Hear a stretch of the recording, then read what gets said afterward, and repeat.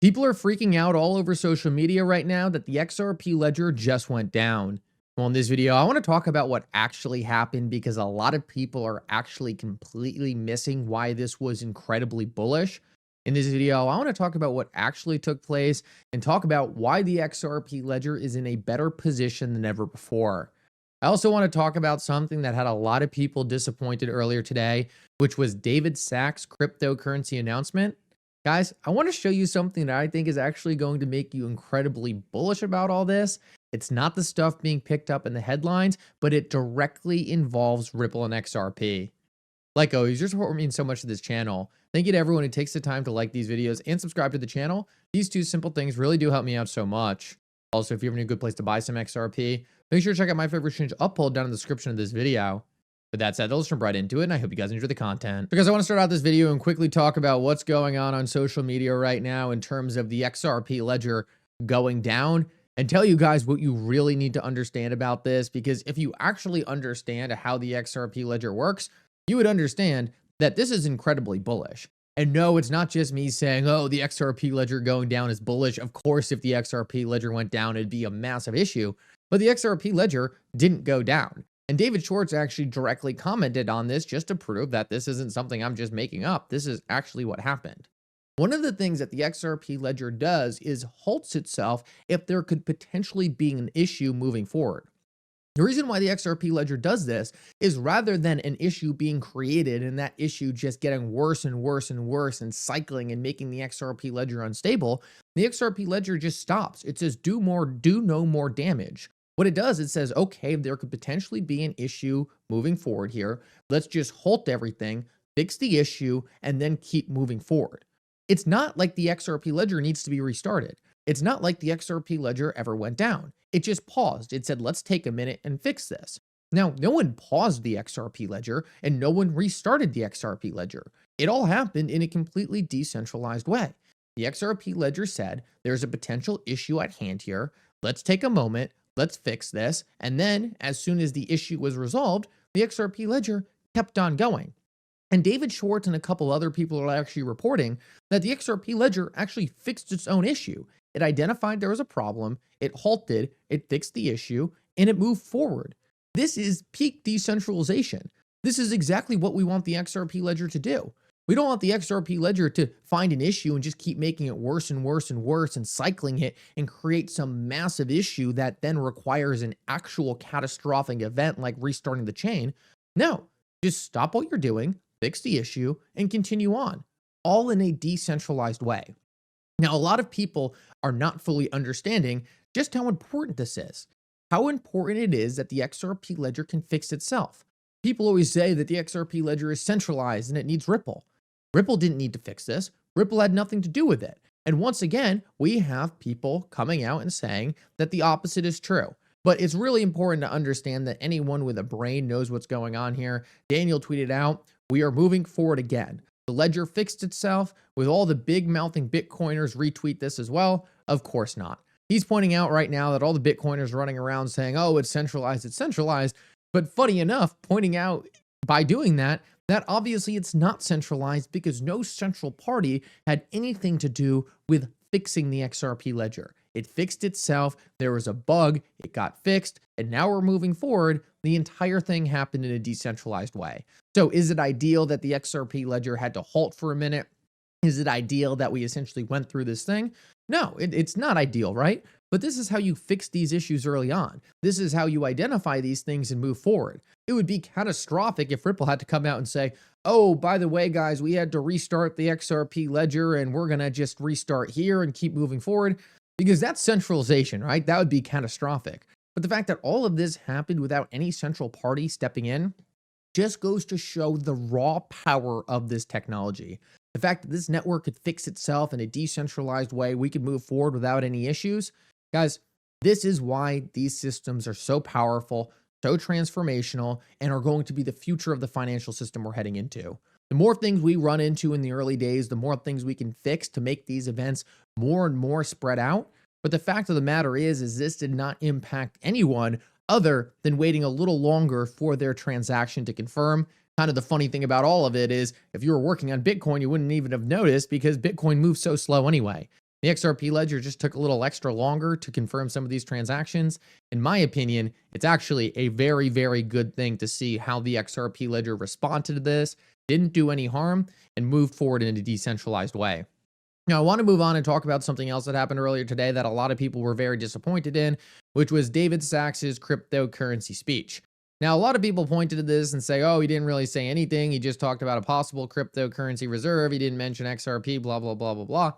Guys, that's true, but like we always know on this channel, you can't just look at what they're saying, right? You got to dig a little deeper. You just take everything at surface value, right? Everyone already knows what's going to happen. You can't just wait for these people to tell you the future. You have to look a little deeper and see what's actually going on. So what he talked about was essentially making the United States the cryptocurrency capital of the world. Apparently, the United States government coming out and saying that we are going to be the cryptocurrency capital of the world isn't bullish enough for some people. For me, the fact that we are already in a time period after just a couple months ago where the United States was trying to shut down cryptocurrency to being called the cryptocurrency capital of the world is extremely bullish. But in terms of material things for XRP, I think there was two really big things that are being slept on. One, we actually have the SEC drastically cutting their enforcement unit.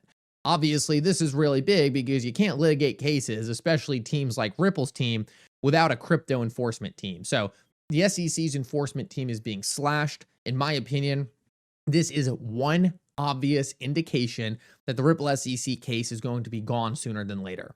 You don't slash your enforcement team if you don't plan on ending cases. We already know from multiple reports over the past 4 years that this team was already extremely short-staffed. You really think they're sitting there thinking, oh, well, we don't have enough lawyers, so we're just going to cut our enforcement team, slash it, and get rid of these people? No, of course not. It doesn't make any sense. What we are seeing here is the beginning stages of these cases being resolved on the back end. They are saying we don't need these enforcement lawyers anymore. We're going to move on and actually cut deals with the industry, work with these players to move forward in a productive manner. A lot of people completely read over this. Guys, in my opinion, this is the money telling you what's happening.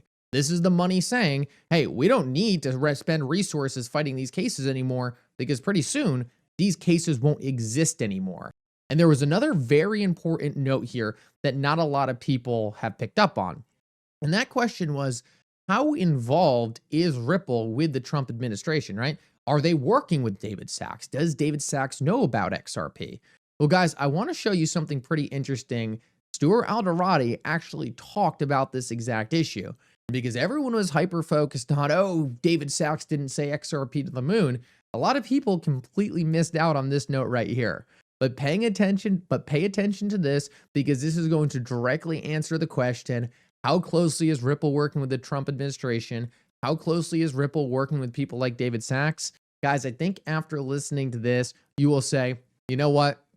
The Ripple team is on the inside. They're going to get this taken care of. It's not going to happen in the next 10 minutes, but over the course of the next year or so, we are going to be in a position for mass institutional adoption, and the XRP ledger is going to be at the center of it. Listen up to this. You mentioned David Sacks a moment ago. He's working closely with the White House as its new crypto and AI czar. He says he plans to make the U.S. the crypto capital of the world. Have you or Ripple been involved in that initiative? Have you spoken with Sacks or other members of this new council about what we might expect to see in the months ahead? So we know David Sacks. We have been in communication with David Sacks. He, I think, is thinking about this thing the right way, and he is inclusive. He's looking for the industry to partner, a private-public partnership, to partner with the U.S. and with the administration and with the regulators to decide what do we need to do to really make this happen. So yes, we have been in contact with David Sacks. I imagine others have been in contact with David Sacks. We know him. We think he's the right person for this job. So one other big area where members of the industry have fought for progress is in crypto regulation from Capitol Hill. I know that you said that, David Sacks, part of his job remit is to come up with recommendations for lawmakers. But have you or the Ripple team talked with members of Congress on that point? Are you anticipating any sort of bills to be tabled in the next few months? So Ripple has been engaging with Congress for all throughout the last administration, all throughout the prior administration. We are very policy focused. And yes, have we continued those conversations with the new Congress? Yes. This is the most crypto friendly Congress we will ever see. So guys, I think that is massively telling. The fact that Ripple, Stuart Alderati, the fact that they are working with the cryptocurrency czar, guys, I don't know what else some people need to hear. No, David Sachs is not going to come out and make that publicly available for you guys. David Sachs is not going to come out and say, oh yeah, by the way, I was just talking with the Ripple team. We think we're going to include XRP in the strategic reserve, right? Those are things that are unrealistic to expect, but you just got to watch what happens a layer beneath.